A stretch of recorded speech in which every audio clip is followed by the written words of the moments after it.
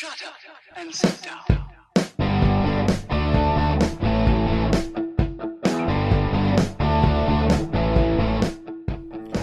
Welcome to Being on Stage, the only podcast that gives you motivation, inspiration, and confidence to be better on stage.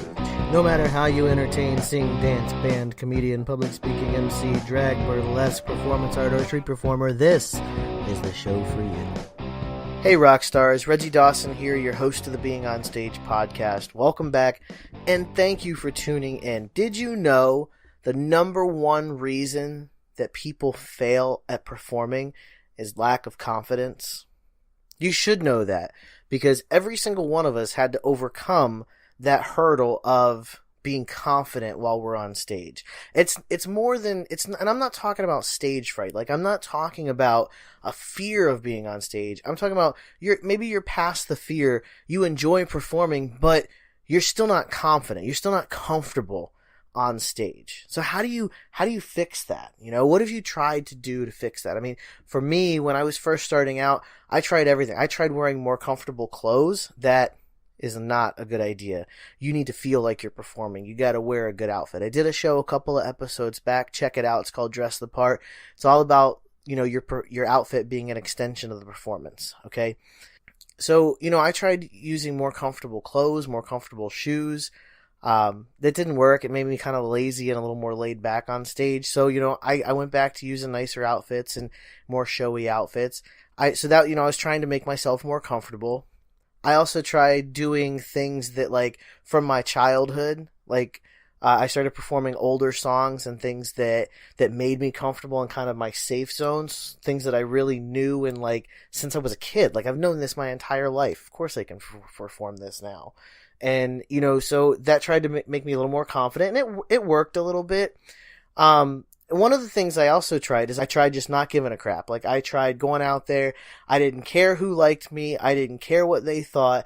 I just went out there and did my thing. And while that's effective, you lose a lot of that connection to the audience that you need in order to gain fans. Like, you have to care. You have to care about the perception while you're out there. So what actually works with confidence, and what I found really just, like, it put me in a place that I always felt good about what I was putting out there. I always felt good about what I was putting on that stage. And I always felt confident that it was going to go the way I intended it to go. Now, backing up a little bit, your audience may or may not like you. Like, you can't expect to be everyone's cup of tea, okay? So your audience may or may not like you. And that's not what we're talking about. You know, I'm talking about a successful performance is one in which you create something, and when you put it on stage, it goes in a way that you intended it to when you created it. And that's kind of where we are today, is that creative process, like starting the creative process when you find out you're performing. This goes for anybody. Maybe you are a circus act. Maybe you are a singer, maybe you're a dancer, maybe you're a drag queen, a burlesque person, maybe you're a speaker, or, you know, a trainer in a business office. This is all the same thing. When you're going to be in front of people and you're going to be performing or presenting or singing or dancing or whatever it is you're going to do, you have to visualize what that's going to look like. And you know, sometimes it's visualize your success. That's sometimes what you call it, visualizing success. But it's not just success. You have to imagine what you want the audience to see when you're on stage.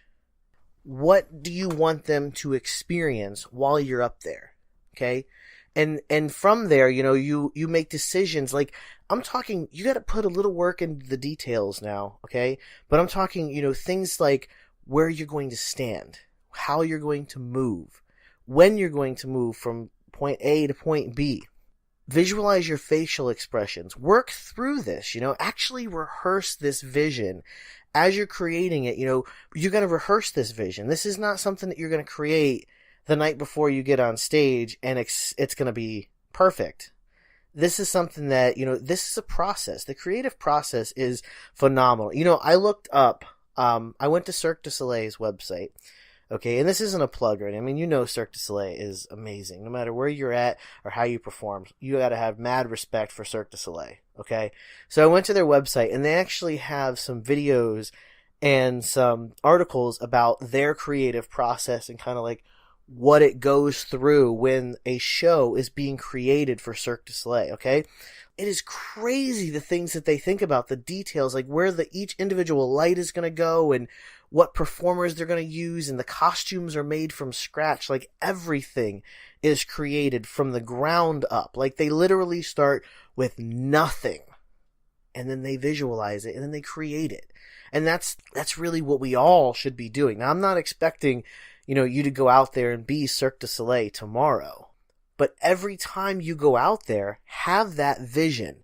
Take the time to visualize what you're going to look like and what you're going to do.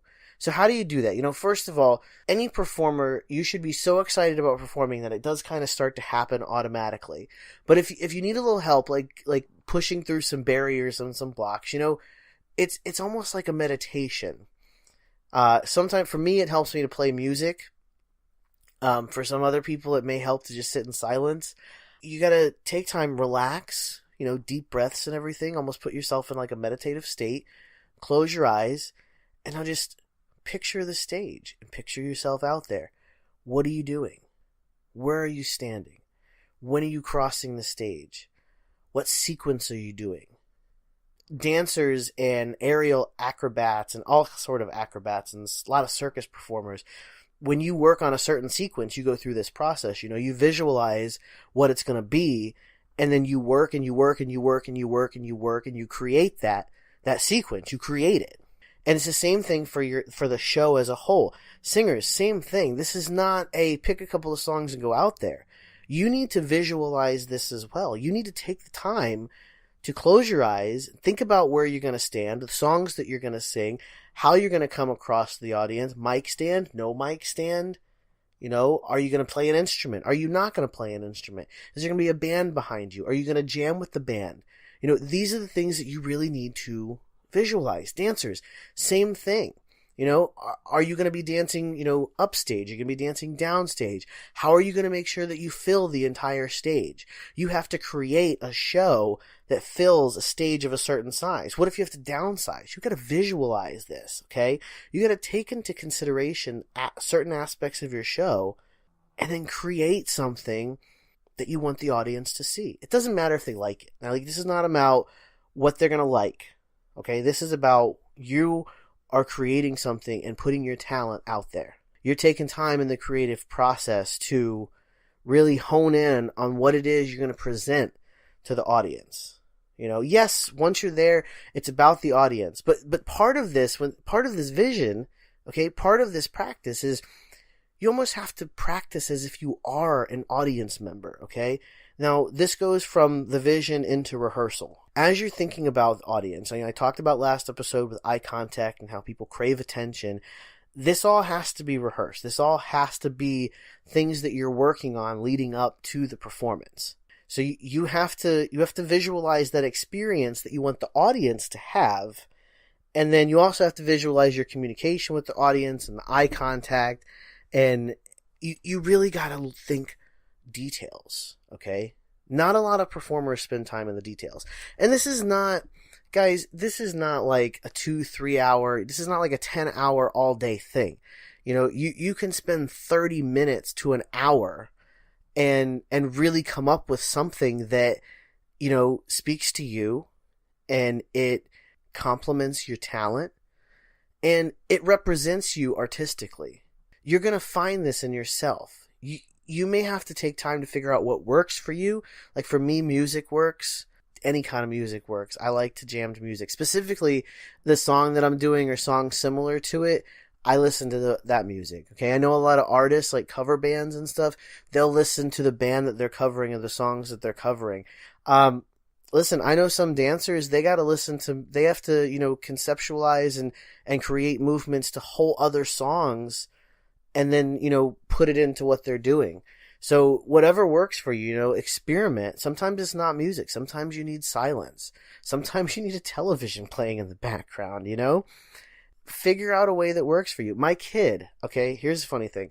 Okay, so not really related to performing, but it's quite funny. So she's in virtual school. So she does she's in 8th grade, I think. Yeah, 8th grade. It's not that I don't know the grade, it's that she's in virtual school. So she's in school online. So it's not really tracking in the same sense of going to school and hanging out with 8th graders or the 7th graders. But anyways, she finds it therapeutic and almost peaceful to take the computer and do some schoolwork in the backseat of the car, like in the driveway. Not even traveling, like in the driveway. She'll get in the car and just sit there for hour and a half, put the windows down, of course, but sit there an hour and a half just doing her schoolwork in the car. So, you got to find what works for you and what's going to help the juices flow.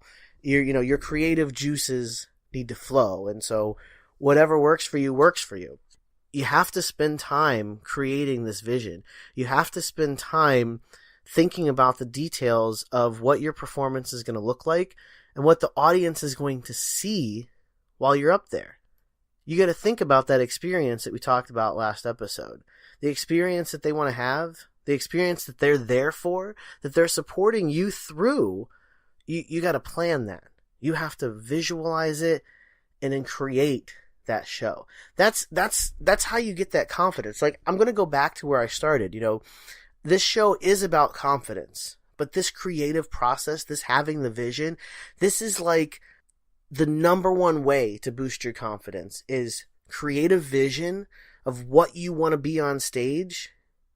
Rehearse that vision, thinking about the audience and the experience that you're going to create. And then when you get on stage, trust the vision. Don't change what you do just because someone's looking at you. Don't change everything that you've worked on just because all of a sudden there's 30 more people here than you thought were going to be here. Don't change the vision. Trust the vision. Sometimes we get out there and we are unsure of ourselves and we all of a sudden start this negative self-talk and, oh, I'm such an idiot. Why would I say it? Why would I do this? They're not going to like it. This isn't going to go over. I don't even know if I can pull this off. You need to stop that. You got to trust your vision. Trust the creative process. Do you think that those performers at Cirque du Soleil stop before they go on stage and go, maybe this isn't such a good idea to fly 30 feet above the stage? No. They trust the vision. They trust the process. And most importantly, they trust themselves. And that's what you need to do. You have to trust yourself to pull off everything that you've worked on. Once you've done this, once you've created the vision and rehearsed the vision, you got to get out there and just trust that vision, baby. Listen, I can't thank you enough for tuning into the Being on Stage podcast continually and for subscribing. And if you haven't subscribed yet and you want to get notified when the newest episodes hit, go ahead and go to iTunes or wherever you listen to your podcast. Click subscribe. And if you wouldn't mind, could you also leave a comment and a rating on the podcast? It would really help other people find this show. And I would appreciate it forever and ever. And I'll love you for always. Oh, and you can also join our free Facebook group. beingonstage.com/group is probably the fastest way to get there. You can also go to Facebook and search the Being on Stage group. As always, guys, keep rocking it and keep on shining.